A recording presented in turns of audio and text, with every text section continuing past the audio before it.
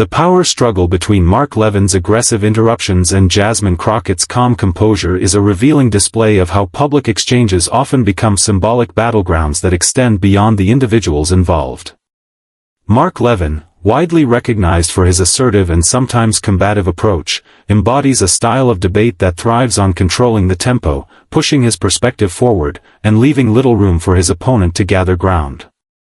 His interruptions are not simply lapses of courtesy but rather tactical maneuvers designed to unsettle and destabilize.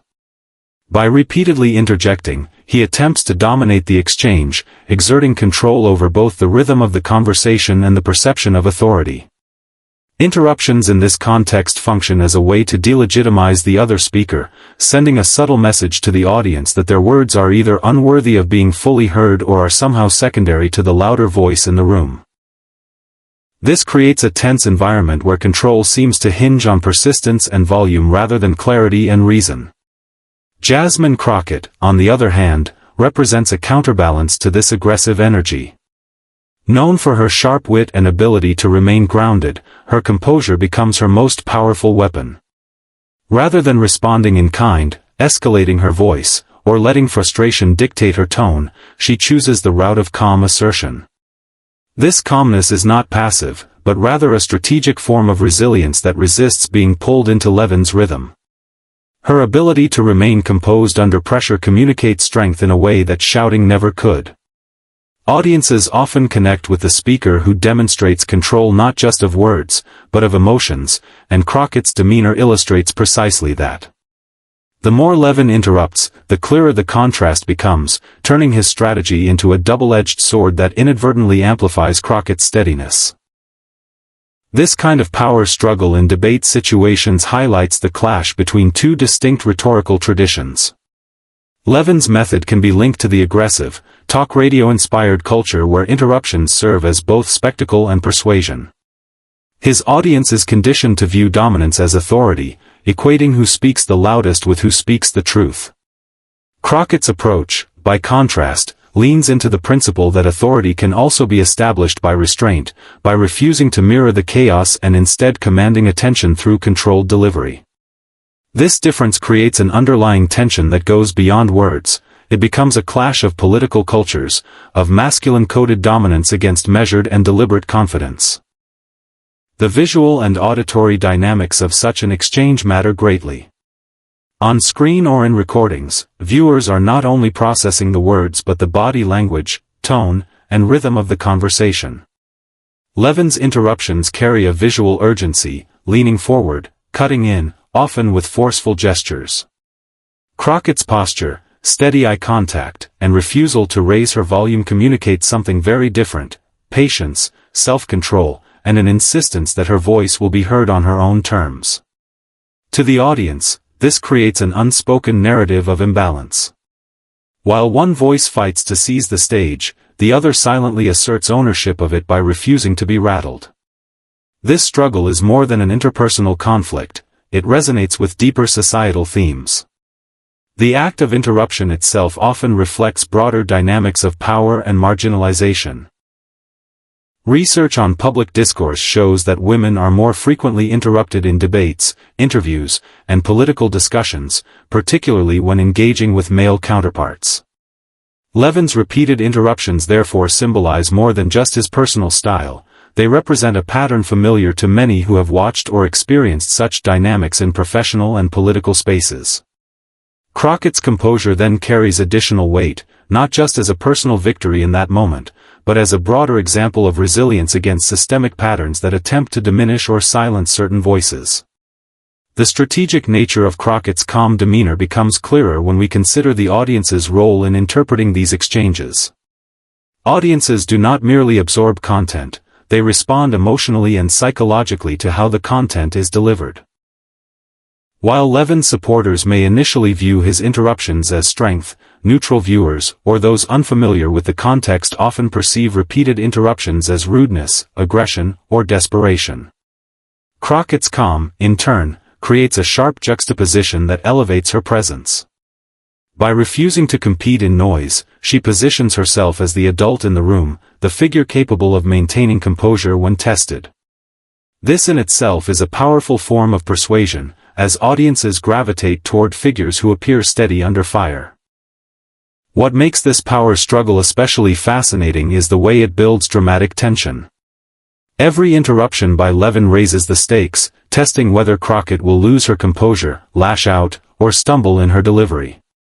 Each moment she does not yields a cumulative effect, heightening the sense that she is in greater control despite being cut off. The struggle becomes less about who can get the most words in and more about who can sustain their chosen style longest.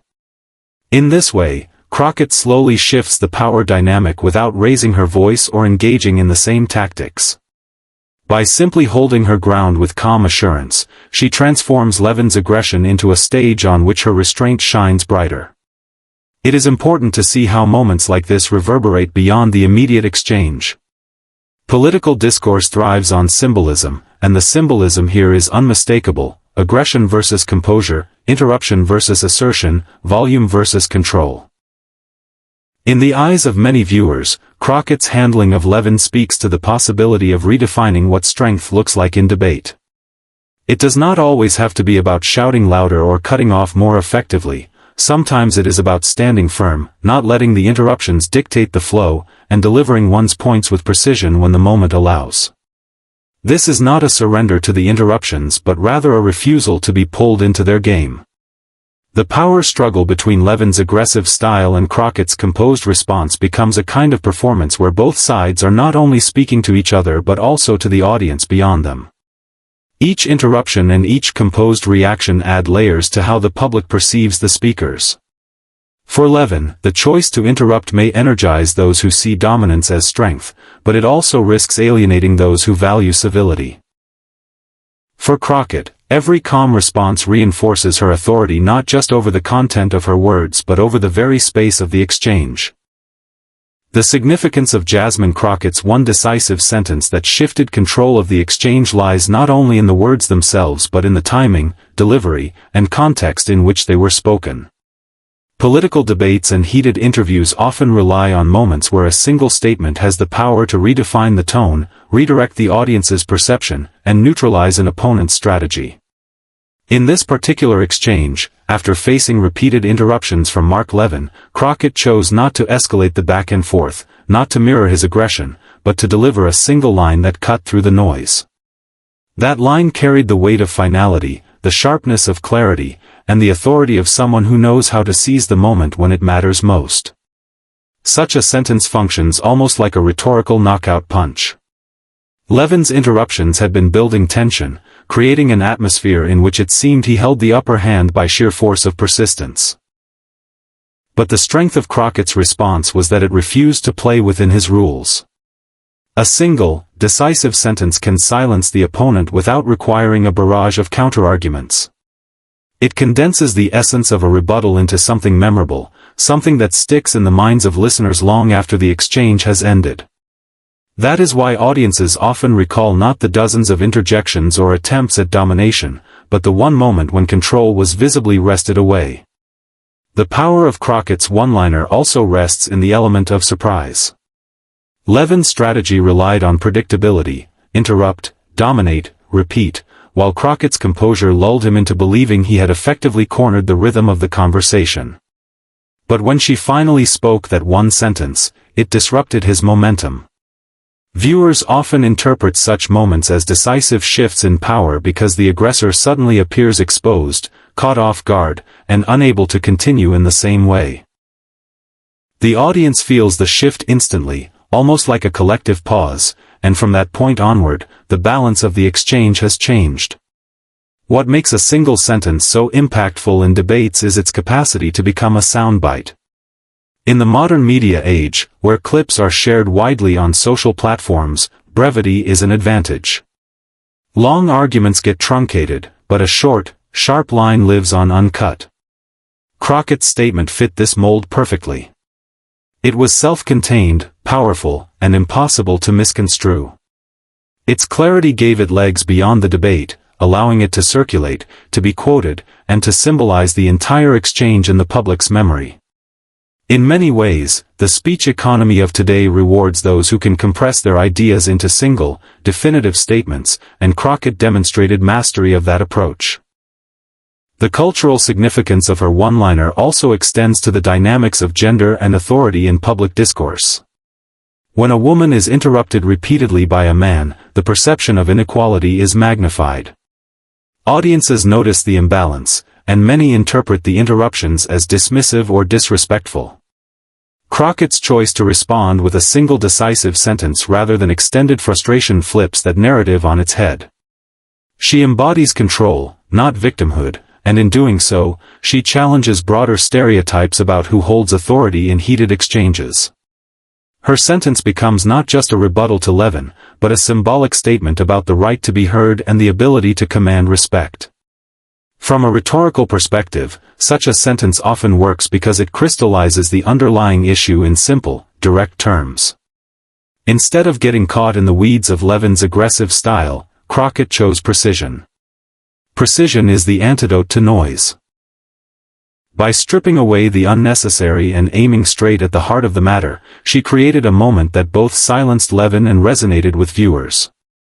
The simplicity of one sentence can make it feel inevitable, as though the entire conversation had been leading up to that exact line. Audiences perceive that inevitability as mastery, as if Crockett had been in control all along, simply waiting for the right moment to reveal it. The psychological effect on Levin himself also cannot be ignored. Aggressive debaters often thrive on keeping their opponents reactive, forcing them into defensive positions. But when a single sentence shifts the balance, it disrupts that psychological game. The aggressor suddenly feels the weight of lost control, and that loss is visible to the audience. Levin's interruptions, once powerful, start to seem redundant after such a decisive moment. In that instant, Crockett doesn't just silence him, she changes the terms of the entire engagement. Moreover, Crockett's one-sentence response demonstrates the importance of timing in rhetoric. Too early, and it may not have carried the same weight. Too late, and the moment might have been lost in the barrage of interruptions. But delivered at the precise tipping point, it landed with maximum effect. This mastery of timing is something that separates skilled communicators from the rest. It is not simply what is said, but when it is said, that determines whether it resonates deeply. Her ability to hold her composure, wait patiently, and strike at the exact moment when the tension was at its peak is a mark of rhetorical sophistication. This moment also illustrates the broader principle that silence and brevity can be more powerful than extended argument. In debates filled with noise, audiences often long for clarity. A concise, well-timed statement provides that clarity. It feels refreshing, definitive, and commanding. By saying less, Crockett ultimately said more. Her one sentence was not drowned out by clutter but stood on its own, unobstructed and memorable.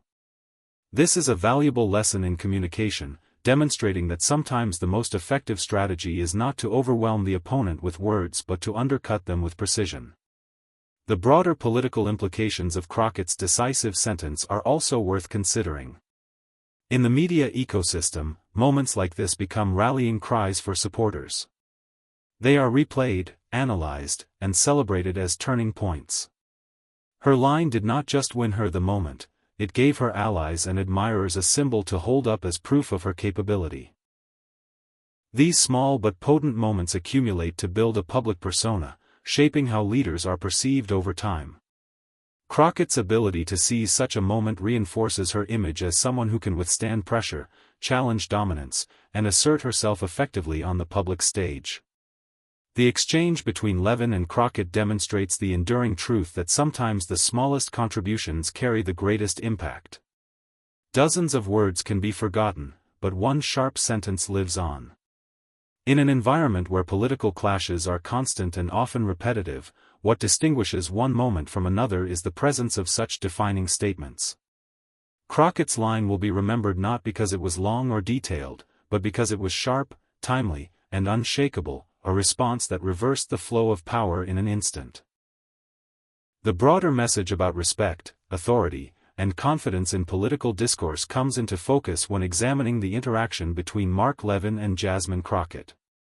In public debates and televised exchanges, what is at stake is not just the content of the arguments but also the demonstration of personal presence, credibility, and the ability to command attention in ways that inspire trust from the audience. Respect, authority, and confidence are intertwined in these moments, serving as the invisible currency that determines who emerges as the more convincing figure. Levin's repeated interruptions symbolized an approach rooted in dominance by volume and disruption, but Crockett's steady handling of the situation pointed toward a deeper and more lasting form of authority. Her calm but deliberate demeanor illustrated that confidence does not require aggression, and respect can be demanded not through force but through composure and clarity. Respect is one of the most fragile yet vital elements in political discourse. When one participant continuously interrupts another, it reflects a lack of respect for their right to speak, their perspective, and their role. Authority in political discourse is often assumed to belong to the loudest voice or the most seasoned debater, but true authority emerges from the ability to project steadiness and to command attention without demanding it aggressively. Crockett's handling of Levin showed how authority is shaped by perception. Every time she remained calm in the face of an interruption, she built her stature as someone unshaken by pressure. Authority is not only about speaking but about demonstrating control over oneself and the situation. By contrast, Levin's interruptions, though meant to dominate, risked being seen as desperation or insecurity.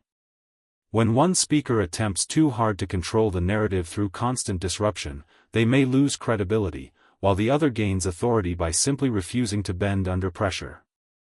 Confidence is the binding element that allows both respect and authority to shine. In political spaces, confidence is not simply about speaking without hesitation but about exuding certainty in one's presence.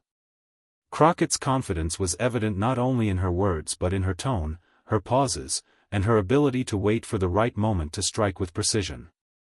Confidence allows a speaker to understand that silence can be as powerful as speech, that restraint can speak louder than interruption. By choosing her moments carefully, she communicated that she was in no rush, that she did not need to overpower Levin with constant rebuttals, and that she trusted her ability to make her point when it mattered most. This confidence resonated strongly with viewers, who often look for leaders who embody stability under pressure rather than volatility in the heat of the moment. The broader message here also touches on the standards of civility that society expects from public discourse. While audiences may tolerate a certain level of heated exchange, there is a threshold beyond which interruptions and aggression begin to alienate rather than persuade. Crockett's performance in this exchange illustrated how civility, far from being a weakness, can be transformed into a strategic advantage. By embodying respect for herself and even for the process, she created a contrast that highlighted Levin's lack of civility. Audiences may not consciously note every interruption, but they do notice the overall imbalance of behavior, and they often side with the figure who appears most grounded. The interaction also reveals the gendered dynamics that continue to shape perceptions of respect, authority, and confidence in political life. Women in public roles are often subjected to more frequent interruptions and challenges to their authority, and their responses are judged with harsher scrutiny. If Crockett had responded to Levin with equal aggression, she might have been criticized as being overly emotional or combative. Instead, by responding with calm and authority, she flipped that dynamic, using it to her advantage. Her performance thus becomes emblematic of how marginalized voices can reclaim space in environments designed to diminish them. It demonstrates that confidence and authority can be wielded in ways that counter stereotypes, providing an example for others navigating similar dynamics. Respect, authority, and confidence also shape how moments in political discourse are remembered over time. When audiences look back on the exchange, they are unlikely to recall every word spoken, but they will remember the atmosphere of the interaction and the way Crockett stood firm. Her calmness under pressure becomes the defining narrative, not Levin's interruptions. This illustrates how the intangible qualities of presence and demeanor often outweigh the actual content of words in shaping public memory. Respect claimed, authority projected, and confidence displayed become the markers by which figures are judged long after the moment has passed. In addition, the exchange highlights how respect, authority, and confidence function as both personal traits and strategic tools.